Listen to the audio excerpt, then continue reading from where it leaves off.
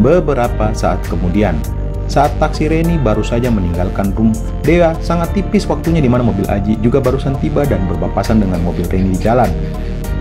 Lalu saat Aji memarkir mobil, ia melihat Dea dan kedua orang tuanya sedang berdiri di teras rumah menatap kedatangannya. Aji mencoba mengatur perasaannya, menarik nafas dalam-dalam sesaat sebelum akhirnya ia turun dari mobilnya dengan tergesa-gesa. Dia melihat tatapan seperti tidak biasanya dari Aji saat pria itu sedang melangkah masuk.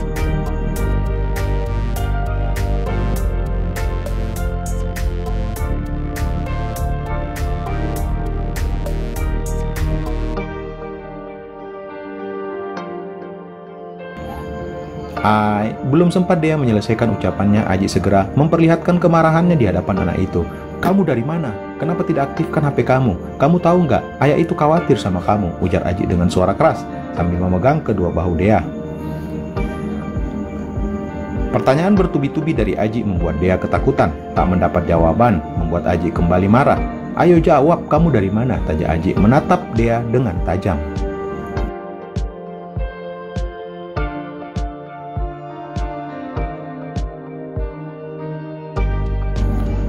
"Ji, kamu sabar nak, biar Dea istirahat dulu, kan dedenya udah pulang juga dan nggak kenapa-kenapa kok," ujar omanya Dea sambil menyentuh pundak anak itu.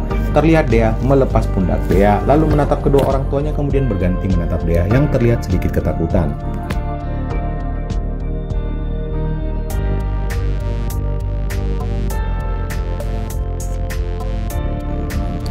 "Oma," ujar Dea sambil memeluk tubuh omanya. "Pokoknya mulai sekarang ayah tidak mau lagi kamu mengulangi kejadian malam ini," kata Aji dengan tegas, membuat semua orang tak mampu berkata apa-apa lagi.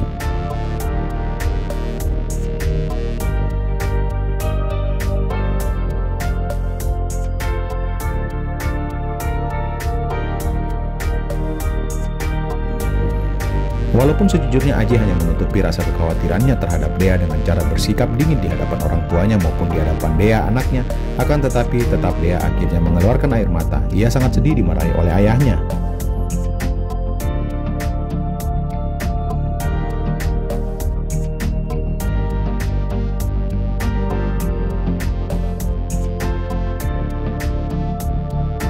"Ayah, maafin Dea ya," kata Dea yang sudah menangis. "Ya udah, ayah maafin, dan kamu harus janji jangan mengulanginya lagi," kata Aji menatap Dea tanpa ekspresi.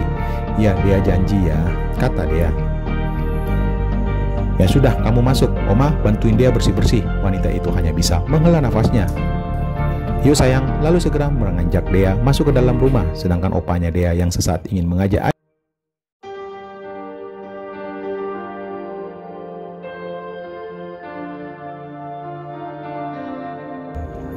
akhirnya mengurungkan niatnya saat kembali melihat wajah Aji yang seakan tidak mood untuk mengobrol malam ini. "Aji ingin istirahat dulu, Pak. Kamu nginap di mana?"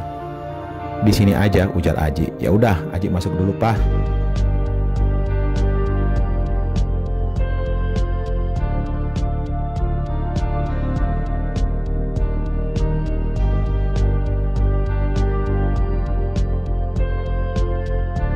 "Kamu tadi terlalu keras sama Dea. Apa kamu nggak kasihan sama dia?" gumam pria itu membuat Aji menghela nafas. "Iya Pak, Aji tahu," ujar Aji lalu memilih masuk ke dalam rumah.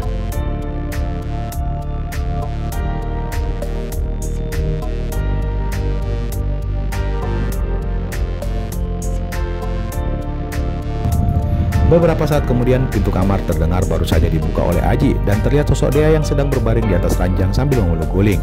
"Dek, kamu udah tidur?" tanya Aji dengan suara serak sambil berdiri di tepi ranjang.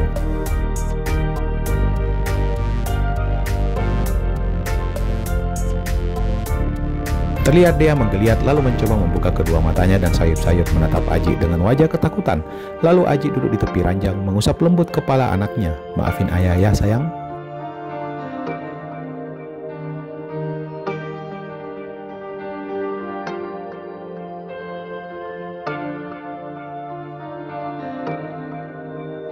"Iya ayah, Dea juga minta maaf," kata Dea masih menatap Aji. Aji tersenyum hangat lalu mengecup lembut kening anak itu.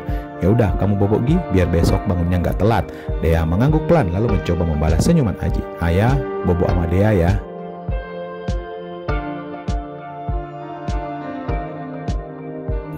"Iya, ayah akan temenin Dea bobo," kata Aji. "Geser Gi." Dea menggeser badannya dan memberikan tempat untuk Aji berbaring di sampingnya.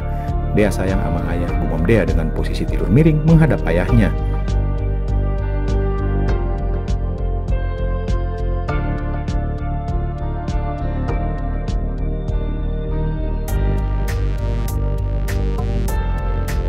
Sini, Aji mengangkat kepalanya, lalu ia letakkan di atas lengannya, kemudian memeluk erat badan anaknya. Iya, ayah juga sayang sama kamu. Ya udah, pergi, kata Aji sambil mengecup kembali kening anak itu dengan kasih sayang.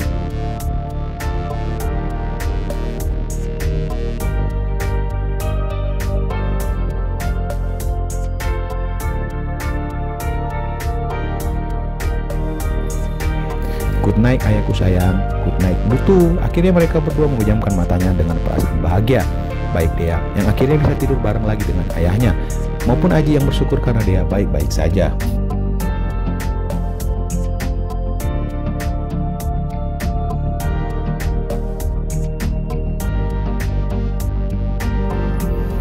Warung Lamongan depan kantor Bank Mandiri hampir tiap hari menjadi tempatnya Reni untuk makan siang bersama beberapa teman kantornya. Mereka kembali terlibat obrolan seputaran gosip yang tidak jelas. Terlihat juga Reni hanya tersenyum tiap kali mendengar para kawanannya menceritakan tentang pemilik gedung yang berada persis di depan kantornya.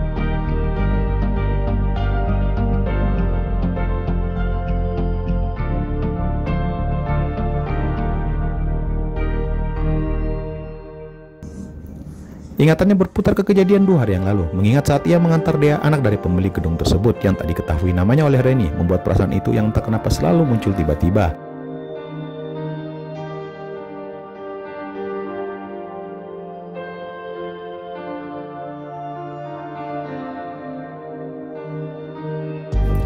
Jam Mbak Reni malah melamun, tegur salah satu bawahannya, membuyarkan lamunannya. Hayo, siang-siang bolong gini lamunin apa Mbak?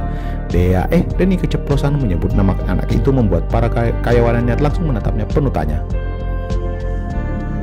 Wah, jangan-jangan Mbak Reni udah nyerobot kita-kita nih, kata gadis lainnya sambil cekikian. Reni mengernyit sesaat lalu menggelengkan pelan kepalanya. Enggak, itu si Dea kenapa kemarin mani hari nggak kelihatan ya, nggak seperti biasanya, gumam Reni.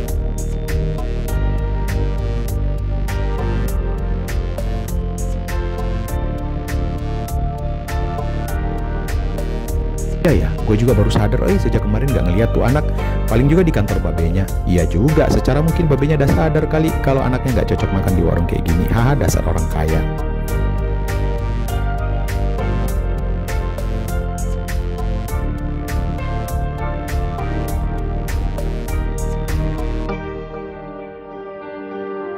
Reni kembali melamun dan tak menggubris candaan para kawanannya. Pikirannya hanya satu, yaitu tentang anak itu.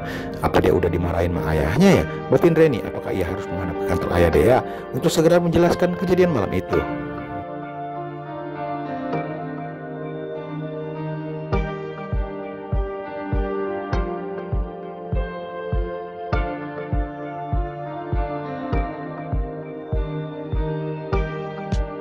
Tapi mungkin Oma dan Opa Dea udah jelaskan kali ke ayahnya bahwa ia telah mengajak Dea untuk makan malam dan juga mengantarkannya pulang ke rumah.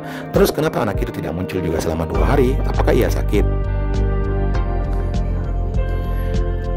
Kenapa sih gue mikirin anak itu, batin Reni dengan perasaan yang berkecamuk saat ini. Saat sedang melamun dengan pikirannya sendiri, Reni merasa lengannya baru saja disentuh. Mbak, tuh si Doi dah keluar dari kantornya. Reni tersadar dari lamunannya lalu menoleh ke bawahannya yang baru saja menyentuhnya.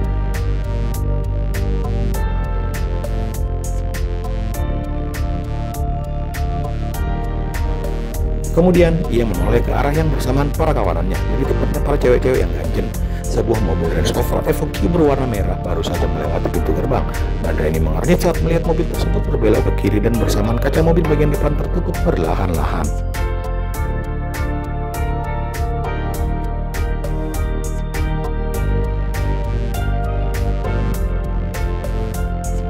Itu kan seperti mobil yang gue lihat di rumah gue ya. Salah ding, bekas rumah gue, batin Reni sesaat.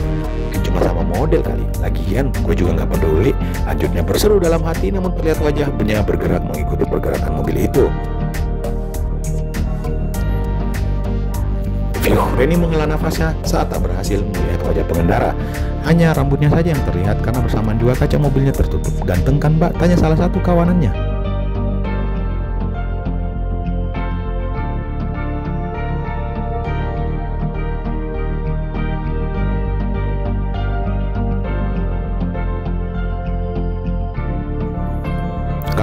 jawab Reni sambil menggigitkan bahunya.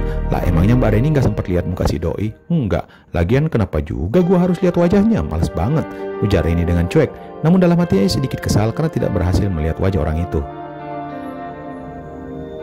Haha, syukur deh kalau Mbak Reni nggak berminat antri seperti kita-kita. Emang nggak ada cowok lain apa? Lagian emang dia mau sama kita, tanya Reni. Ya kali aja Mbak, namanya juga berusaha.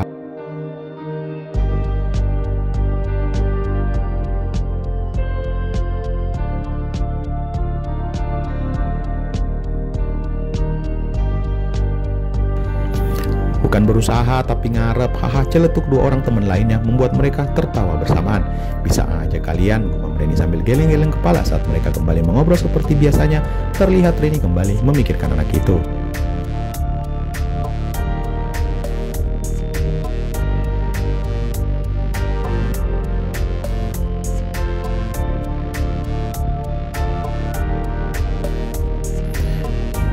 Tapi tadi gue nggak lihat Dea ada di dalam mobil. Kayaknya cuma satu orang aja yang ada dalam mobil, gumamnya dalam hati.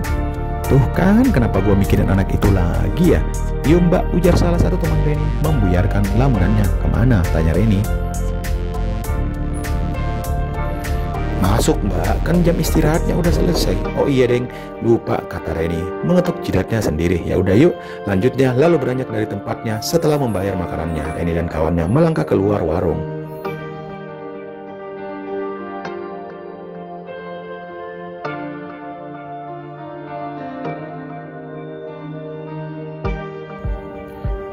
Namun tiba-tiba Reni menghentikan langkahnya saat baru saja menyeberang jalan. Lebih tepatnya saat berada di depan pintu gerbang kantor yang terletak di samping kantornya. Bentar, kalian masuk duluan Gi, kata Reni membuat beberapa temannya menoleh.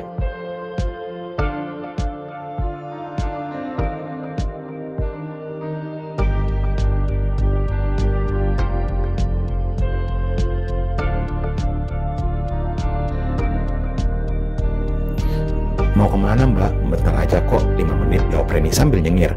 Ya udah, awas loh kalau nungguin cowok Eike di sini. Ya dasar, gua nggak tertarik sama cowok tajir kayak dia, kata Reni tersenyum.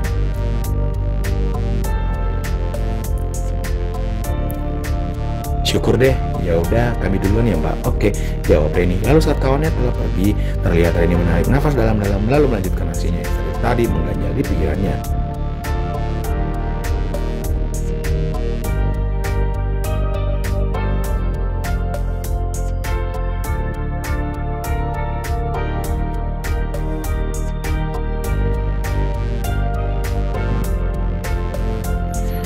Reni membalikkan badan lalu menatap pintu gerbang yang terlihat dalam posisi setengah tertutup. Kemudian Reni melangkah mendekat. Permisi, kata Reni dengan sedikit merenggang. Tak ada jawaban maka Reni kembali bersuara. Permisi. Akhirnya seorang pria memakai seragam security keluar menghampiri Reni. Ada yang bisa saya bantu Mbak? Anu, kata Reni yang tiba-tiba merasa gugup. Kenapa Mbak? Tanya pria itu kembali sambil menatap Reni dengan penuh tanya.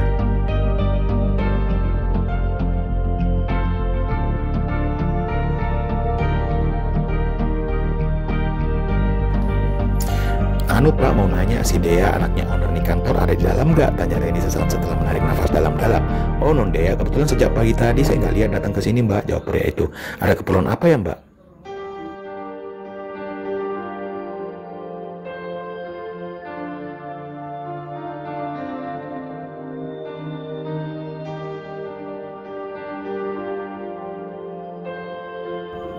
Oh enggak Pak, kebetulan aku sama dia sering ngobrol di warung depan dan selama 2 hari ini aku nggak lihat lagi dia muncul di warung, jawab Reni membuat pria itu mangguk-mangguk. Oh kalau itu sih saya nggak tahu Mbak, ujar pria itu dan terlihat wajah Reni menjadi kecewa. Ya udah Pak, makasih infonya dan maaf sudah mengganggu pekerjaan Bapak, ujar Reni. Oke sama-sama Mbak.